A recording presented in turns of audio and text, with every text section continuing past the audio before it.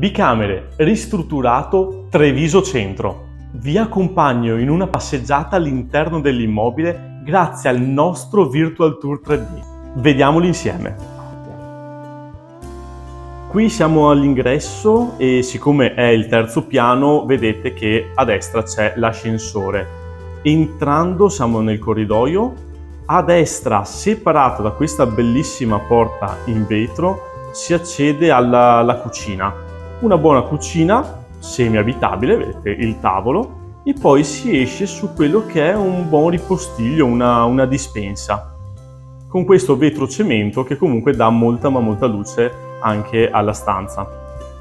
Ritornando nel corridoio possiamo accedere al salotto, un bel salotto molto grande. Vi faccio notare il pavimento in marmo, molto bello, e poi possiamo proseguire per quelle che sono le camere.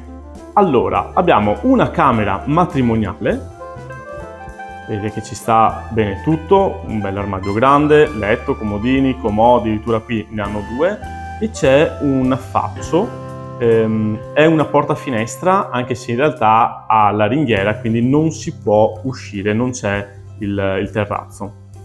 Mentre l'altra stanza è una stanza singola, anche questa una camera da letto comunque bella spaziosa, e di fronte, quindi uscendo di nuovo, abbiamo il bagno con lavanderia e la doccia in fondo.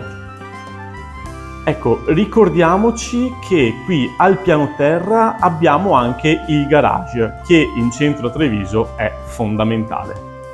Se già vi piace e volete vederla dal vivo, chiamatemi